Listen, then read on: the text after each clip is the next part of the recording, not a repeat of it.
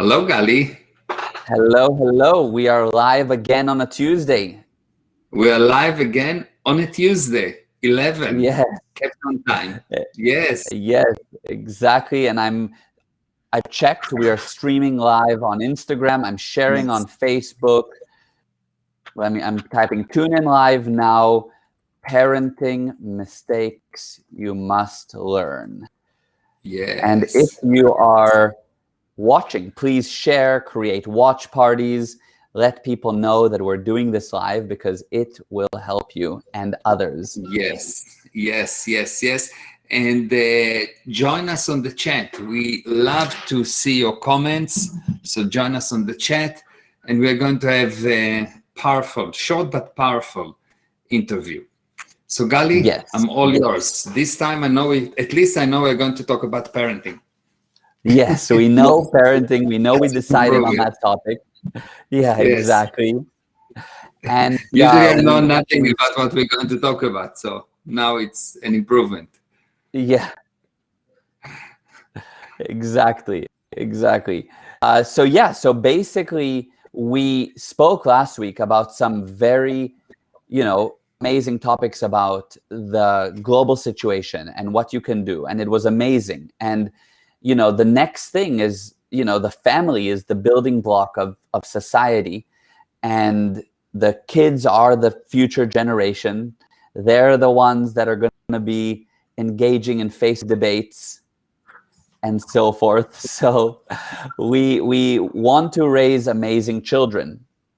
Mm-hmm. So the question is, what are the common parenting mistakes that people do that hurts children from being raised in an amazing, beautiful way? Okay.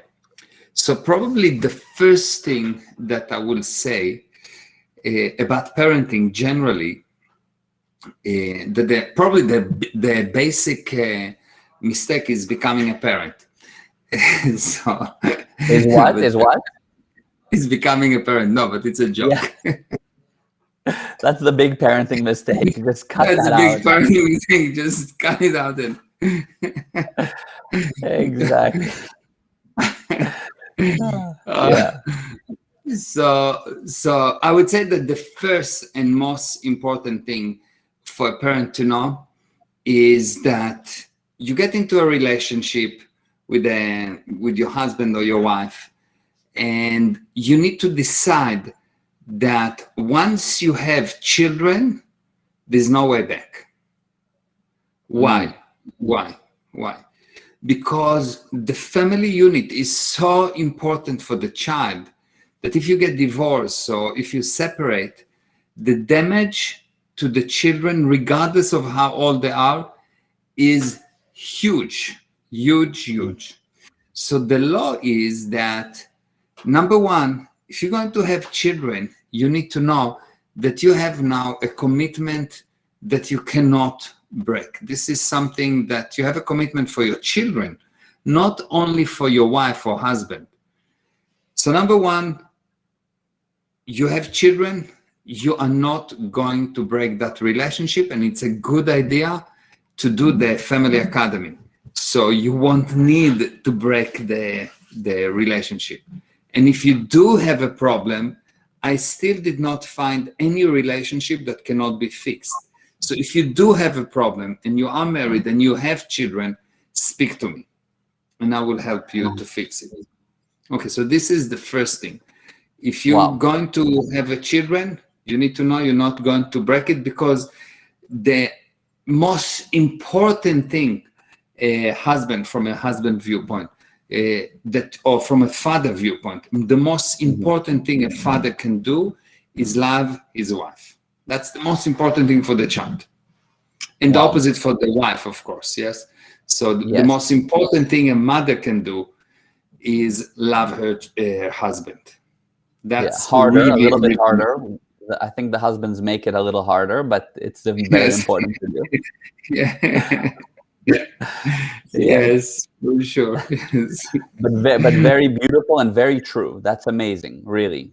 And seriously, so whatever happened, you're not going to get divorced. Whatever happened, you love your spouse. Number two, I would say that as much as you can. As much as you can. Don't fight next to your children. As much as you can. I know it's almost impossible. I know it's difficult, but do everything you can not to fight next to your children.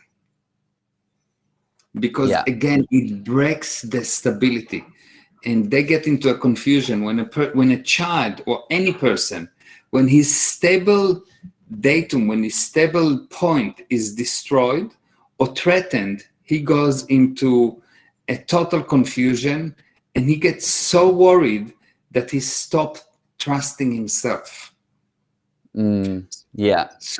So because the child will think that it's something to do with him, that he didn't do enough, that blah, blah, blah, he will invent 50,000 false reasons because he doesn't have the reason. He doesn't see how come his parents that he loves so much, that he admires so much, will fight. It doesn't make sense to him. Okay. So that's the next one. Any questions so far? No, that's amazing. That's very true. I think that it's it's probably easier said than done. I mean, for me, I don't have kids yet, but I can imagine that for many people, it can feel easier said than done, you know? So let's just take that second point of not arguing. So what do you do in the sense when you're in this, like it needs to be handled, like, what do? You need to have the discussion right now. So then what? So you realize what is your purpose. Is your purpose is to make your husband or your wife wrong, or to raise a healthy, powerful child? If you know that this one argument will scar your child forever, will you do it? No. Good. So that's what's happening. Yeah. You get the idea. It's really like that. It's so every single argument is difficult for the child. Very difficult for the child. So if you love your children, don't fight next to them. Yeah. And what got you? But what if you think that my child can take it. My child is used to that. You know, my child is tougher than he looks. It's false. It's true. The children are tough and blah, blah, blah, blah, blah, but they're destroyed. They're destroyed. You destroy them. You take away from them the most important thing. The most important thing for the future of your child is his self-determinism. Okay? So if you don't raise your child to become self-determined, he will become scumbag. He will become useless. What does it mean not being self-determined? It means that there is things around him that not under his control. So the more his parents fight not under his control, the worse he will get. You will see that also children that, because children, and that's lead me to the next mistake. Children don't learn by listening. They don't learn by explanation. They learn by observing. So because children learn only by observing, when they observe their parents behave in a certain way, they will behave like that. Yeah. So if your parents have bad relationship, chances are you will have bad relationships. Yes. So this is what we're talking about. We're talking really you as a parent define what will happen with your child. How self-determined will he be? And why is it? Is because most parents think that there is nothing more than the love of a parent to his child, because parent will die for the child. But the truth is that there is nothing more than the love of a child to their parents. Children love you much more than you love them. How do I know? Because children forgive you for all the thing you are doing to them. And if your children will do to you, what you have done to them, you will disown them. You won't kill them probably, but you will get close. Yeah. Wow. Wow. Yeah. Amazing. Amazing. But then what about, first of all, just on that, you know, you have children that, by the way, can you hear me okay? Yeah. Perfect. Okay, good. Okay. So by the way, you have, you know, children that are, let's say, older, and it seems like they are done with the parents. Like the parents have really been rough, have been bad. But then your message now is they still love you a lot. But by every indication, they are over it with the parent. The parent was horrible. Yeah, yeah. So, okay, so let me explain the basic principle, okay? The basic principle is like that. Plus come before minus. Okay? Yeah. So it means that for a minus to exist, plus must exist. True. There's no minus without plus. So if I say I hate you, I hate you, I hate you, is because actually what I hate is that I don't love you. Or that you don't allow me to love you. So basically the love is there. What I actually hate is that I cannot love you. Yeah, okay, yeah. Interesting. So if you are not impressed by the nonsense of what the child say, and if you have the tools, you will see that with the very simple processes or very simple actions, you can actually fix it. Wow. Okay. Okay. Yeah. And I've done it many times. True. I know. I've seen you do that with many people and many crazy cases also where it was seemed impossible. So I know that you've done that and that it is possible. Yeah, because I know 100% that how do I know that there is something to fix? Because when I see hate, I know there is love. When I see pain, I know that there is pleasure. Yeah. You understand? So actually, when I see that there is a lot of hate, it's very easy. When the kid just he doesn't know about his parents, is medium, blah blah, it's a much more tough case because the love is not as strong. Yeah, I see. But I mean, so here's the thing. For me, I've seen you do that. So for me, I have the perspective that it is possible. But people that are listening might be like, got it. Maybe with the help of Meir, maybe it's possible, but it's not as real to them that it is possible. So what would you tell them? So if you are part of the problem, if you are, let's say you are the child or you are the parent and so on, the law is very simple. While it takes two to create a problem, it takes only one to solve it. So that's the basic law. If you decide to fix the relationship, there is nothing in the universe that will stop you from fixing it. While it takes two to create a problem, it takes only one person to fix any problem. Of course, if you have the tools and if you've done the family academy, etc., things will improve automatically.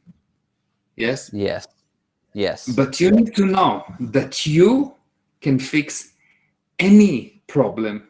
You can fix any relationship. You can ask, you know about it, but you can ask any one of my students how by them changing their viewpoint, the whole universe around them changes. Yeah. Absolutely. Absolutely. So, there was the one there. Sorry, go ahead. The bad news is that, or the good news is that it's never the other side. It's always you. Wow. Yeah. Yeah. Yeah. Which is, yeah, it is bad good news. I was going to say that there was the one example of one person I'm thinking of that had a son, I believe, that didn't speak to her for years. And she just kind of did some training and didn't really do anything. And his direction, and like the next day or something reached out with this unbelievable message after years of not really talking to her. It's just amazing. Yes. So it really is that she handled her to some degree, Yeah. and everything around her shifted. Yeah, and that's the next common mistake, or the next things that we can learn about parenting, is that any problem with the child, any problem, without exception, is fixable by fixing the parent. Wow. Okay. Any problem with the child, without exception, including physical problems, including health problem, including study problem, including any problem, is fixable by fixing the parent. Wow. So how does that work? Let's say there's a study problem. What would you fix with the parent? So, okay. So because children learn by watching, not by listening. Yeah. If the child have problem with studying, the parents have problem with studying. Even if the parent is a doctor or professor or whatever, they have something hidden or not hidden about studying that they doing incorrectly, and by that unknowingly they affecting the child, and the child is unable to learn. Fix the child, fix the parent, and the child will learn. Of course, there are tools and so on and so on, but the key is prerequisite. The child admire the parents. The child want to be like the parents, even if he says that he's not. Take any child that say, "Oh, I hate my parents," blah, blah, blah, blah, but he behave exactly like the father or the mother that he hated. Yes. Yeah, true. I've seen that. Yeah. Yeah. So the child admire the parents, and the child and the parents is in a communication way more than just words, and the child will 100% mimic the parents. So any problem with the child is fixable by fixing the parent.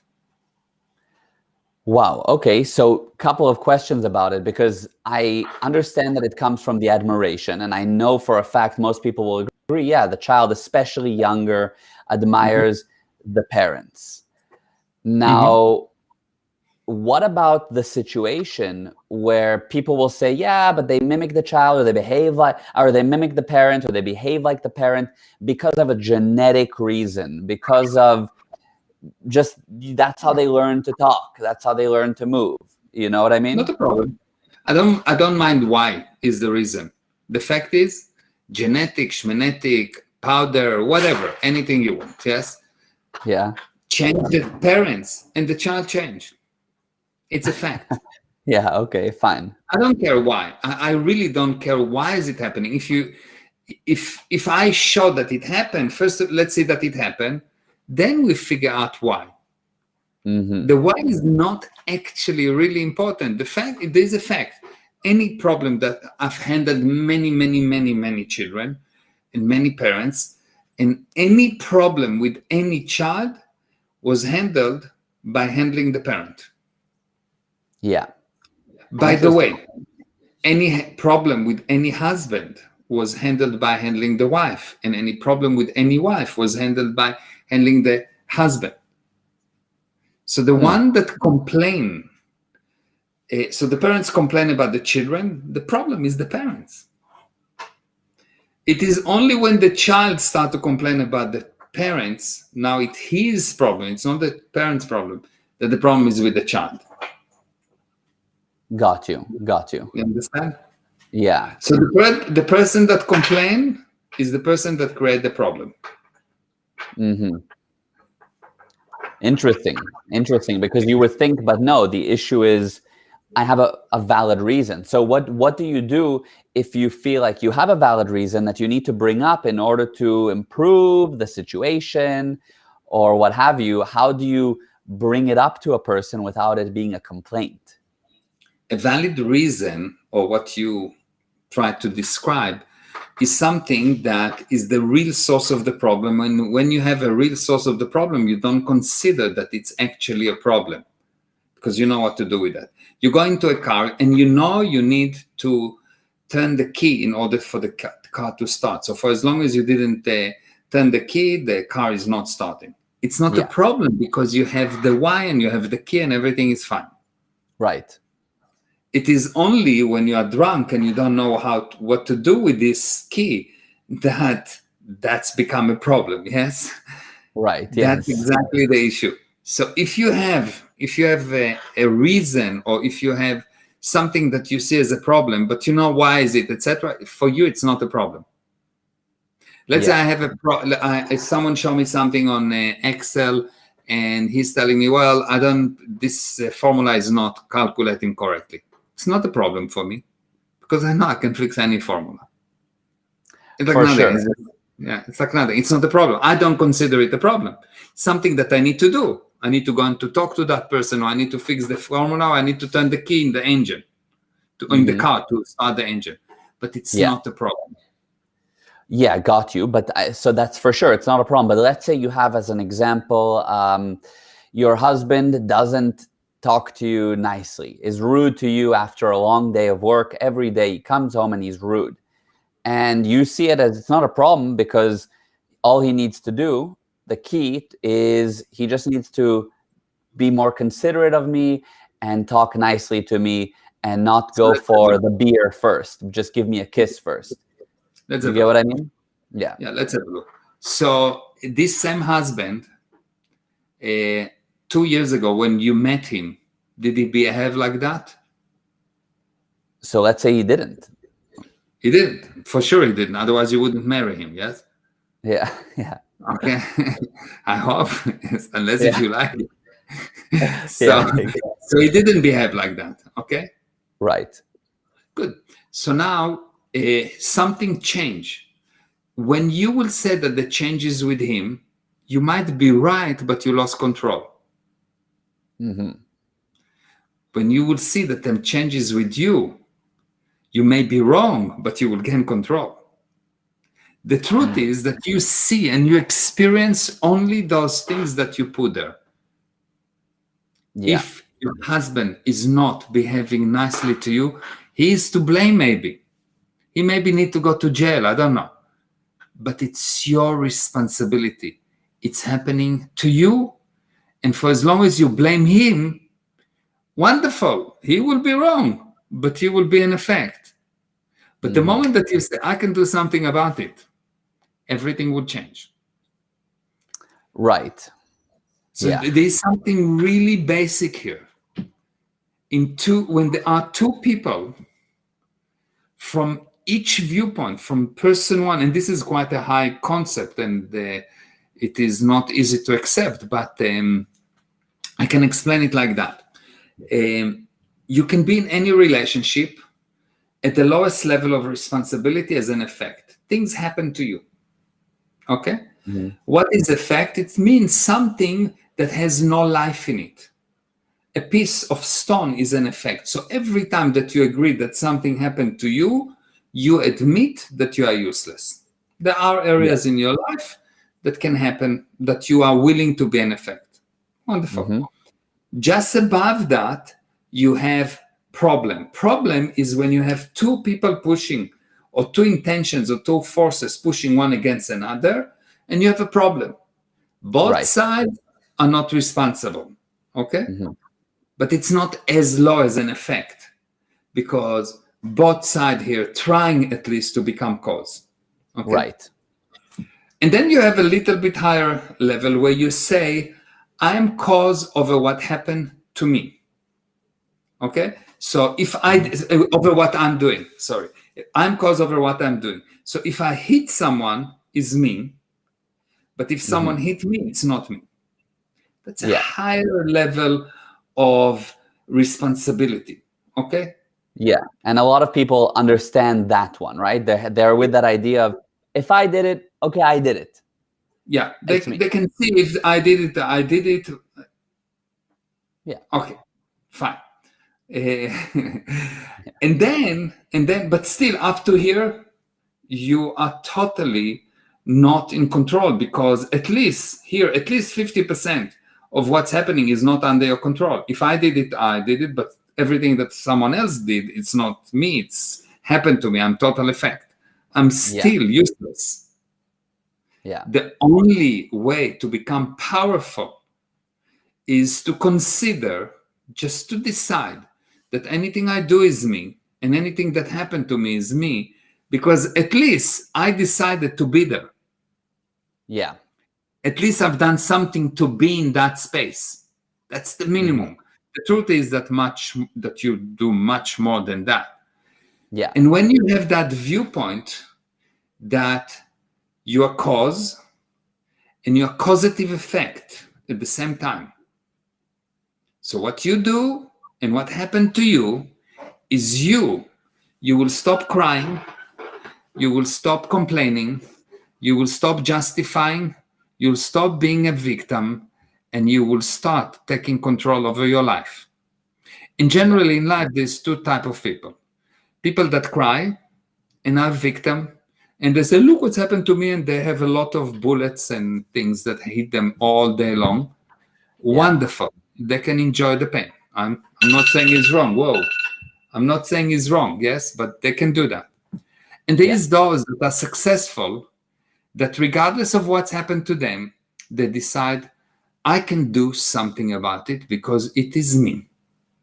Yes. Maybe he's to blame. He can go to jail, but it's me. I've put myself there and I can do something about it. I'm not a useless piece of stone.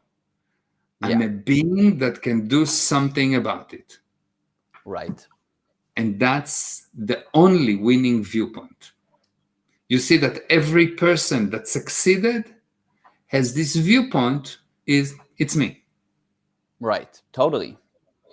Yeah. And every person that died has a wonderful tombstone, but is dead because he didn't consider that it's him. Yeah. The tombstone should at least say, it was me. It was, yeah. Yeah, but what they say, what the tombstone say is, I was right. Yeah, I was right. Exactly. Yeah, that's fascinating. So just, I know that we're about out of time, but just to round off. So the person says, look, it was me. I understand it's me. I'm taking responsibility. But how do they approach the other side to try to say, look, honey, I'm happy to, like, I'm taking responsibility. I also want to mention to you that, you know, I would love a kiss when you get home instead of you grabbing a beer. Yeah. Should they not? Yes. If it's me, I don't need to tell you blah, blah, blah. I will cause it. If it's me, I will cause it. I'll give you an example, okay? Most of the people have bad relationship with their spouse because of whatever. Now, if you do the following exercise, for the next week,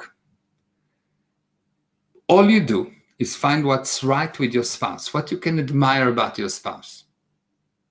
All of a sudden, you will see that your spouse will become the sweetest, most amazing, most unbelievable thing. Now, you are caused. You decided that something is beautiful about him. When you say that something is wrong about him, most of the time people think, oh, that's wrong, and that's wrong, and that's wrong, and that's wrong. You might be right, but you won't get your way. You are not being in control. Because when you say that's wrong, actually, you align. Why? Because you are perfect. And anything that is not perfect is not you. And he or she, your spouse, is perfect. And anything that is not perfect is not them. And your job as the spouse is to maximize the perfection, not the imperfection. Your job is to increase the size of perfection, not the imperfection. So your job, your responsibility as a spouse is to see only what's beautiful about your wife, what's beautiful about your husband, and you will see that you find only what you're looking for. You will discover that that's so beautiful and so amazing that it's unbelievable. I'll give you a story about that. Well, yeah. It's a short story, but it's a wonderful story. So there was this lady that got married, and of course, you know, the punishment for bigamy is two mother-in-laws. Yes, so so she got a mother-in-law. Yeah. And she didn't like her mother-in-law, but they were very, very extremely rich family. And she hired this lady, and she said that it's happened in Israel. Yes, it was quite a famous story. And so she hired this lady that will create for her some potion that she will kill the mother-in-law. She wanted to kill the mother-in-law. The lady that created the potion said, look, I don't want to be involved in a murder, so what we're going to do is I'm going to give you this potion, but you need to give that to your mother-in-law twice per day in her food. You need to put 2 drops of this thing in her food, which means that you will need to make her food. You need to somehow be with her, see that she's taking it and not someone else, and it has to be done every day, every day, every day. Otherwise, when she will die, they will find out that she was poisoned. Mm-hmm. And this lady started to go and put these drops, and she spent a lot of time with the mother-in-law and made her food, and she was super nice to her because she didn't want that someone will suspect that it's her. Yeah. Yes, she created this amazing relationship with the mother-in-law, and after about 2.5 months, she realized that she really loved this person. She really loved the mother-in-law. So she went to the lady that prepared the potion and says, look, we have to reverse it. I'll pay you anything. We have to reverse it. And the lady said, no, you cannot. Like, if we'll stop now, she will die, and they will discover that someone poisoned her. And the lady said, no, I have to save her. I have to save her. I have to save her. And the lady said, no, I'm sorry. We cannot. So she decided to go to the police and said that she did it so medical doctors can come and handle her. And she went to the police, and the medical doctors come and checked her, and nothing happened. And eventually the lady that made the potion said, no, it was just water. Mm-hmm. Yeah. But everything changed when she decided that the mother-in-law is perfect. Yeah, and she just invested the time to be with her, to care for her, to do for her, actually. Yeah. Amazing. It's an awesome story. Yeah. You find only what you're looking for. You find only what you're looking for. This is the most stable datum in the universe. You find only what you're looking for. You first decide what you're looking for, then you find it. Mm-hmm. So it is always you. If a person is bad to you, you made him bad first. Yeah. If a person is nice to you, you made him beautiful first. You know, you wake up in the morning next to this, gorilla, and you say, whoa, yesterday she looked so good. You find only what you put there. Yes. Yeah. So 100%, it's true, and people need to. It's such a different viewpoint than what everyone tells you. So I'm sure that people listening are like, if I find only what I put there, like, you know, to me and you that have heard this a million times, it sounds like, yeah, obviously what you put there, but it's not the typical way of thinking, you know. I know, but it's true, and the truth has this amazing ability to remove lies. It's like there's no such thing as darkness. There's only lack of light. Yes. So once you put truth, the darkness, the lies goes away. And even if a person at the beginning say, well, no, if you really look at it again and again and again, you'll see that you won't be able to run away from it. Yeah. You find only what you put there. And true responsibility means that you are the cause and the causative effect. You can never be an effect. The spirit can never be an effect. Wow. The spirit cannot be an effect. And that's the problem of the spirit, but that's a different story. Yes. Yeah, But but amazing. I get the point, and I think that that's true. That's the truth. And so people, it goes in. I was actually speaking to somebody that does your soul coffee videos, somebody that works at the office, and he was telling me, wow, the soul coffee videos, just something about them. I just listen to them, and it's just so true. I like, a part of me recognizes that it's so true. Yeah. And that's what you're talking about. See, the spirit knows truth. Yeah. Spirit recognizes truth, and whatever happened, you have justification, blah, blah, blah. But the moment that you've learned something that is true, regardless of how many justifications, somewhere in the back of your mind, you know the truth. So it will take you a day, a month, a year. You will come back to it, and you will never deteriorate below the level of the truth that you know. Yes. Amazing. That's amazing. So, okay, we've already gone way over the time that we were thinking, but this was awesome. And we wanted to cover the parenting mistakes. And by the way, we did cover, I think, three or four. Some of them.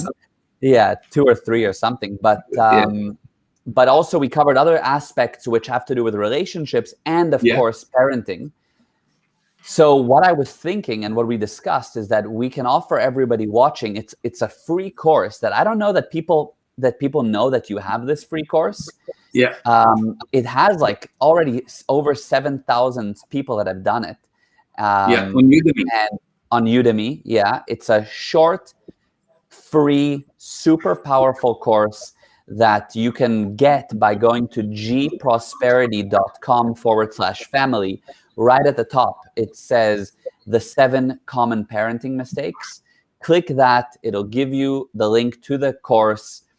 And just by you having that course, it will complete the common parenting mistakes. And you have that course for life. And you can rate it and everything and watch it again and again. So that's the gift for the end of today's live. Okay, let's just look at the comments, because we had lots of comments here. Yes, go for it. So let's see. So we have Harold that say hi, and Natasha, hi, it is awesome to be here. I can't wait to hear about the parenting stuff. Nice. Hello, everyone. And Brian said greetings, and this is amazing from Natasha. Hi, Meir and Gal. Hi, every. And Lisa say, what Meir teaches about parenting is some of the most important and valuable content I've ever learned. Thank you, Lisa. And Lisa have a lot of experience with the children. She was running these camps for children, and she used art to improve children's life. And Pedro said, love this. And Natasha says, wow, I love this story, Natasha. I love this story. Every says, and Bernard, yes, clever wisdom. Thank you. David, great story. And Melinda says, love and 100%. Thank you. And Natasha said, thank you both. This is super amazing and powerful. And Lisa said, it is a great course. Definitely recommended people to take the free parenting course. Yes, Lisa knows this course very, very well. She actually put it together on Udemy. Wow. And Natasha says, thank you from the cautions. Okay. Yeah. Amazing. So that was great. Nice. Definitely sign up for the free course. It'll be 45 minutes of valuable content that you probably didn't know exists. So enjoy it.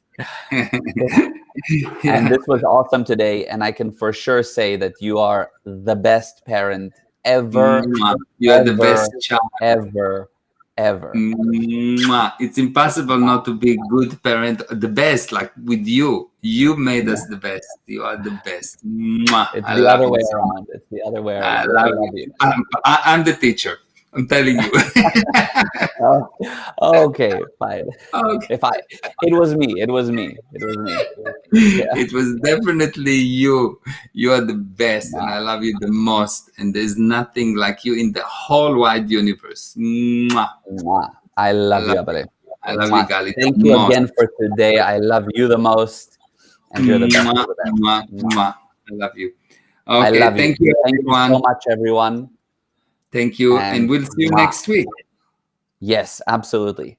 Magali, I love you. I love you. Bye, Abale. Bye-bye.